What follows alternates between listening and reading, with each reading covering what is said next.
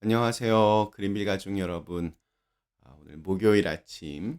오늘도 이렇게 매일 한 말씀으로 또 오늘 하루를 시작하는 모든 분들에게 하나님의 선하신 도움의 손길이 우리 하루하루의 삶을 더욱더 충만하게, 고귀하게, 또 복되게 인도해 주시기를 간절히 기원합니다. 자, 오늘 저희는 사무엘하 3장 6절에서 11절의 말씀으로 함께 이 아침을 시작하도록 하겠습니다. 사무엘하 3장 6절에서 11절의 말씀. 사울의 집과 다윗의 집 사이에 전쟁이 있는 동안에 아브넬이 사울의 집에서 점점 권세를 잡으니라. 사울에게 첩이 있었으니 이름은 리스바요 아야의 딸이더라. 이스보셋이 아브넬에게 이르되 내가 어찌하여 내 아버지의 첩과 통관하였느냐 하니 아브넬이 이스보셋의 말을 매우 분하게 여겨 이르되 내가 유다의 개머리냐 내가 오늘 당신의 아버지 사울의 집과 그의 형제와 그의 친구에게 은혜를 베풀어 당신을 다윗의 손에 내주지 아니하였거늘 당신이 오늘 이 여인에게 관한 허물을 내게 돌리는도다. 여호와께서 다윗에게 맹세하신 대로 내가 이루게 하지 아니하면 하나님이 아브넬에게 벌 위에 벌을 내리심이 마땅하니라. 그 맹세는 곧 이 나라를 사울의 집에서 다윗에게 옮겨서 그의 왕위를 단에서 부엘세바까지 이스라엘과 유다에 세우리라 하신 것이니라 하매 이스보셋이 아브넬을 두려워하여 감히 한마디도 대답하지 못하니라. 아멘. 우리 어제는 정략 결혼이라고 하는 인간적인 방법으로 여러 명의 아내를 둔 다윗의 연약한 모습을 함께 보았습니다. 오늘은 사울의 집안에서 벌어졌던 분열을 살펴보겠습니다. 우리 6절 말씀이 이렇게 시작합니다. 사울의 집과 다윗의 집 사이에 전쟁이 있는 동안에 아브넬이 사울의 집에서 점점 권세를 잡으니라. 이스보셋은 죽은 사울의 아들인데 정작 사울의 군대 장관이었던 아브넬이 권력을 잡고 있습니다. 사실 당연한 결과입니다. 이스보셋 정부는 힘이 없습니다. 그래서 군부 세력이 권력 중심에 서게 된 것입니다. 요즘에도 이런 일은 비일비재합니다. 어떤 나라에 혼란이 오면 군대가 쿠데타를 일으켜서 그 군부가 권력을 잡는 것 흔합니다. 우리나라도 그런 역사가 있습니다.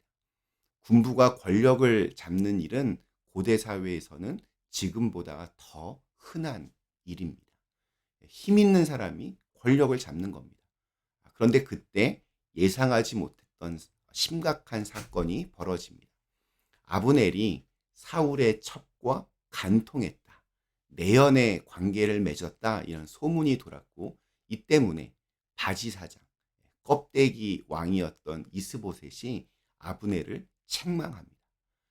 아브넬이 정말로 그랬는지는 확인할 수 없습니다. 고대 사회에서는 이전 왕의 아내나 첩을 후계자의 소유로 그렇게 여겼습니다. 그래서 나중에 아버지 다윗을 반역한 압살롬도 다윗의 후궁들과 잠자리를 같이 함으로써 이제 내가 진짜 왕이다라고 과시하는 일이 벌어지기도 했습니다.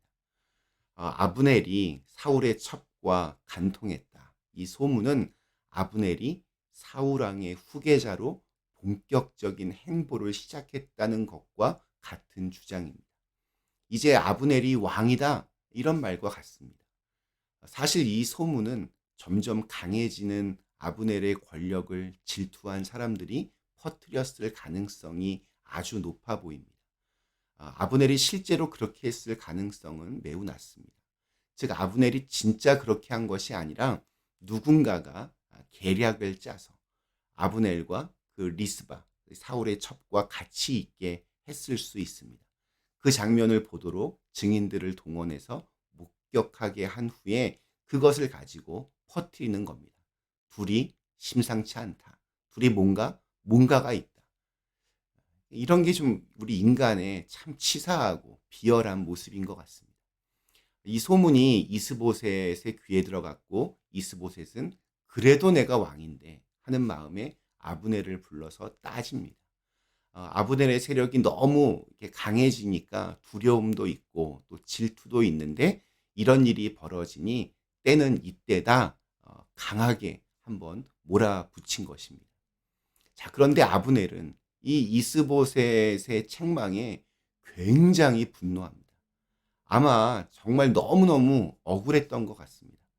이미 판세가 다윗에게로 기울어졌는데 그럼에도 불구하고 이 사울의 집안을 지금까지 지탱해 준 것이 바로 자기인데 그러한 공로를 인정해 주지 않고 제대로 조사도 하지 않은 상태에서 자신을 책망하는 왕에 대한 원망과 서운함, 억울함과 분노가 폭발합니다.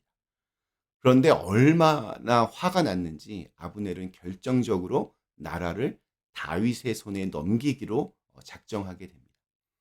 아브넬이 진짜로 그렇게 했든지 안 했든지 상관없이 이것은 또 아브넬의 아주 계산적이고 또 사악한 면을 그대로 보여줍니다. 아브넬이 사울의 첩과 실제로 이렇게 통관을 했느냐 안 했느냐 이게 중요한 게 아닙니다. 아브넬의 관심이 어디에 있는가를 보면 사울의 집을 향한 신실한 충성심 때문에 이렇게 한 것이 아니라 자기가 권력을 조금이라도 더 잡으려고 하는 욕망 때문에 그렇게 한 것입니다. 결국 아브넬은 이미 기울어가는 나라를 이제 다윗에게 넘겨야겠다 작정하면서 다윗과 협상을 통해 자신의 생명과 권력을 보장받으려는 속셈을 드러냅니다. 자기가 보니까 이쪽은 이제 아무리 해봐야 별 볼 일 없고 이쪽에서 권력 가지고 있어봐야 이게 별거 아니라는 것을 깨달은 겁니다. 그래서 때는 이때다 또 이렇게 생각하고 다윗 쪽에 붙어야겠다. 계산이 끝난 겁니다. 이스보셋은 지혜로운 사람이 아닙니다. 또 용기 있는 사람도 아닙니다. 그의 어떤 이런 책망 때문에 아브넬의 결정을 더 빨라지게 촉진했습니다. 오늘 11절 말씀이 이렇게 끝납니다. 이스보셋이 아브넬을 두려워하여 감히 한마디도 대답하지 못하니라. 이것만 보아도 이스보셋 참 미련한 사람입니다. 아무 대항도 하지 못할 말을 왜 꺼냅니까? 아브넬의 분노에 대해서 너무나 무력한 모습을 보여줍니다. 그는 단지 이름뿐인 왕입니다. 그는 자신의 삶이 하나님께로부터 정당성을 인정받지 못한다는 것을 잘 알고 있었고 나라에 대한 실권이 없는 허수아비에 불과하다는 것도 잘 알고 있었습니다. 그래서 그는 이 아브넬을 두려워해서 그의 잘못을 지적하고 회개를 촉구하는 방향으로 나갈 수가 없었습니다. 이스보셋은 다윗에게 항복하고 그 나라의 통치권을 넘겨주는 것이 생명을 보존하는 유일한 길이었지만 또 어찌 보면 알량한 자존심 때문에 그렇게 하지 못합니다. 그리고 나중에 결국 비참하게 죽고 맙니다.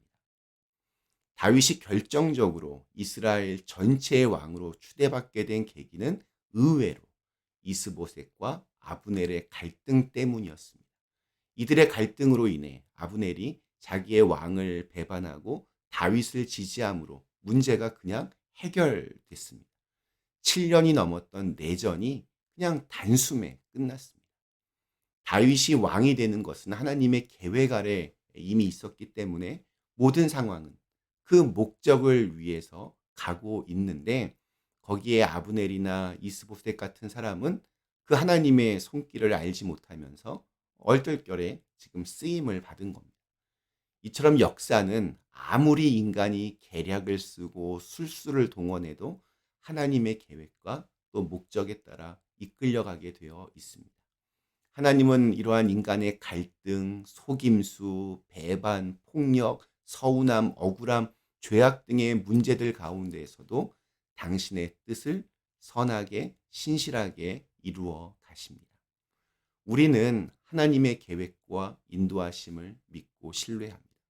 이 사실을 정말로 믿는 사람은 어떤 복잡한 상황과 관계 속에서도 낙담하거나 조급해하지 않습니다. 하나님이 다 아시고 또 하나님이 다 하실 것이기 때문입니다. 하나님이 일하실 텐데 왜 인간적인 꾀나 또 세상적인 방법을 쓰겠습니까? 우리가 할 수 있는 것이 아무것도 없을 때 오히려 하나님을 바라고 또 하나님의 뜻을 간절히 찾는 것이 믿음의 반응입니다. 오늘 우리에게 주신 하루, 우리의 계획과 또 우리의 삶이 온전히 하나님의 역사 안에 머물러 있기를, 하나님의 다스림 안에 거하실 수 있기를 간절히 기원합니다. 잠시 함께 기도하시겠습니다. 선하신 하나님, 우리가 온전히 하나님의 계획하심과 인도하심을 신뢰할 수 있게 하여 주시고 그 안에서 하나님 바라보며 인간적인 조급한 방법이나 꾀가 아닌 온전히 하나님을 향한 믿음으로 하루하루를 신실하게 잘 살아낼 수 있도록 축복하여 주시옵소서. 예수님의 이름으로 간절히 기도드리옵나이다. 아멘.